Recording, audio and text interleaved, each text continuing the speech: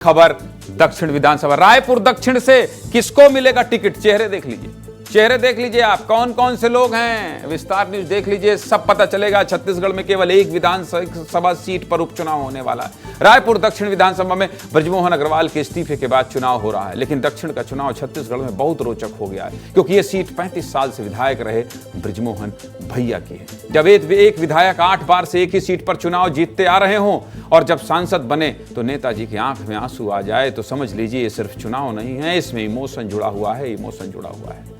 वही कांग्रेस भी विधानसभा चुनाव हारने के बाद बीजेपी को कड़ा मुकाबला देने की कोशिश करेगी। उपचुनाव की तैयारी के लिए बीजेपी और कांग्रेस में बैठकों का दौर शुरू हो गया है। स्वास्थ्य मंत्री श्याम बिहारी जायसवाल और कांग्रेस के सहप्रभारी विजय जांगीड़ ने उपचुनाव को लेकर क्या कहा है, पहले सुन लीजिए, फिर आपको समीकरण बता दूंगा और यह भी बता दूंगा कि कौन कौन चुनाव लड़ने की होड़ में।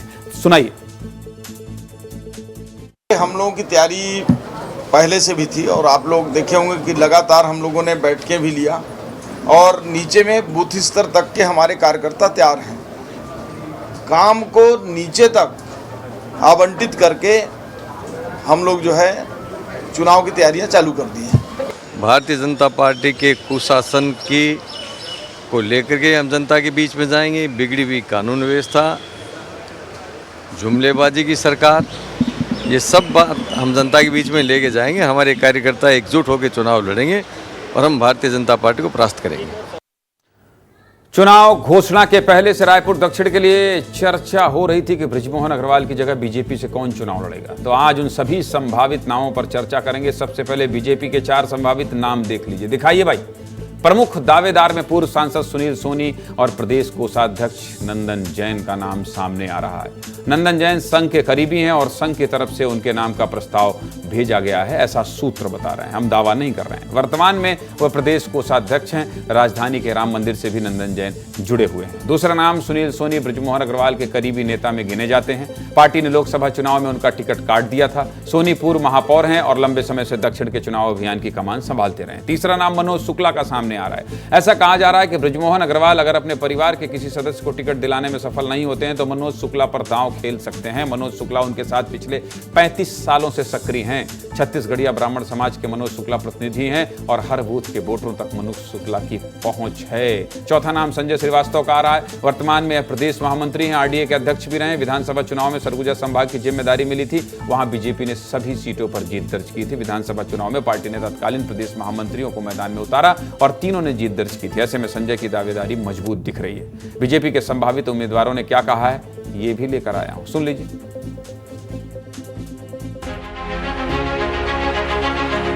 नहीं, देखिए, किसी के लिए भी मुझे लगता है कि स्वयं का आकलन करना मुझे लगता है कि ठीक नहीं है। हमारे वरिष्ठ नेता हैं, वो आकलन करेंगे कौन बेहतर होगा। निर्णय करने का मेरा अधिकार नहीं है, लेकिन इच्छा की यदि आप बात करेंगे तो निश्चित रूप से उसमें कहीं पीछे हटने का विषय नहीं है।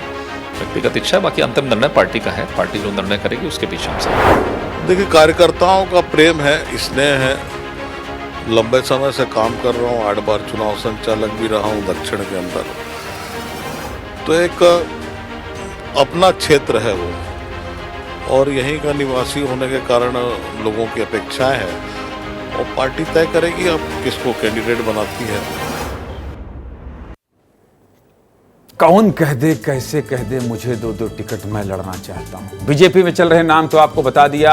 अब कांग्रेस के खेमे में किन लोगों का नाम चल रहा है ये भी देख लीजिए। जल्दी से बता देता हूं, समय हो गया है। कांग्रेस में सबसे पहले और प्रबल दावेदार के रूप में पूर्व महापौर प्रमोद दुबे का नाम आ रहा है। प्रमोद दुबे वर्तमान में नगर निगम के सभापति हैं। 2019 के लोकसभा चुनाव में सुनील सोनी के मुकाबले मैदान में थे, हालांकि उनको हार का सामना करना पड़ा था। प्रमोद दुबे छत्तीसगढ़ी ब्राह्मण समाज का प्रतिनिधित्व भी कर रहे हैं। दूसरे नंबर पर युवा कांग्रेस के प्रदेश अध्यक्ष आकाश शर्मा का नाम आ रहा है। वह पूर्व मुख्यमंत्री भूपेश बघेल के खेमे के हैं और युवा कांग्रेस के चुनाव में आकाश को करीब 5 लाख वोट मिले थे। ऐसे में युवाओं के बीच लोकप्रियता को देखते हुए उनकी दावेदारी सामने आ रही है। आकाश शर्मा ने विधानसभा चुनाव में भी अपनी दावेदारी पेश की थी, लेकिन टिकट नहीं मिला था। हाल ही में बैज की पदयात्रा में आकाश शर्मा ने अपनी ताकत भी दिखाई थी। तीसरे दावेदार के रूप में सुशील सनी अग्रवाल का नाम आ रहा है। यह भी पूर्व मुख्यमंत्री भूपेश बघेल के करीबी हैं और कांग्रेस सरकार के समय सन निर्माण कर्मकार मंडल के अध्यक्ष भी रहे। सनी अग्रवाल कांग्रेस मजदूर संगठन के प्रदेश अध्यक्ष रहे। सामाजिक समीकरण में सनी अग्रवाल फिट बैठते हैं। चौथे दावेदार के रूप में कन्हैया अग्रवाल का नाम है। इनका तो पोस्टर भी आ गया है कि भैया 1 वोट दो, हमको जिताओ, सामने आ रहा है। वह 2018 के विधानसभा चुनाव में बृजमोहन अग्रवाल से हार गए थे। हालांकि राज्य गठन के बाद अब तक रायपुर दक्षिण में सबसे कम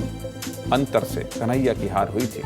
ऐसे में सामाजिक समीकरण को देखते हुए कन्हैया दावेदारी पेश कर रहे हैं। 2023 में कन्हैया अग्रवाल को टिकट नहीं मिला था। अपनी दावेदारी को लेकर कांग्रेस के संभावित प्रत्याशी क्या कह रहे हैं, ये भी जल्दी से सुन लीजिए, जल्दी से सुना दीजिए।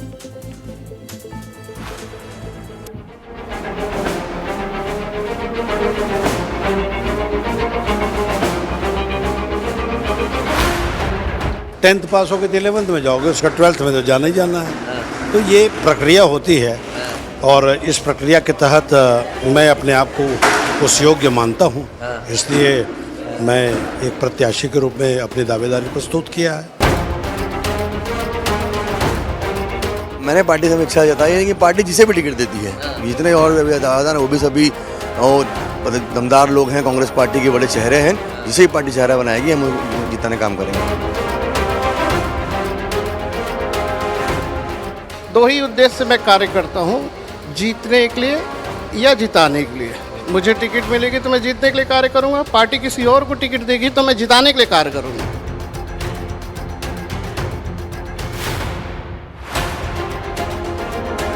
चूँकि मैंने बताया मैं पिछला चुनाव मैंने लड़ा है, उसके बाद से लगातार सक्रिय हूँ। मैं चाहता हूँ कि मुझे अवसर मिले और यदि अवसर मिलेगा तो मेरी अपनी योजनाएं हैं। मैंने पहले कहा है कि मैं मुद्दों के आधार पर छत्तीसगढ़ के इतिहास में जिसकी सरकार रही है वही पार्टी उपचुनाव में जीत दर्ज करती रही है। प्रदेश में जब कांग्रेस की सरकार थी तो 5 उपचुनाव हुए और 5 में कांग्रेस प्रत्याशी की जीत हुई। इस बार क्या मुकाबला बराबर का है या एक तरफा? नामों को लेकर पार्टियों में क्या चल रहा है, सब कुछ आपको बता दिया।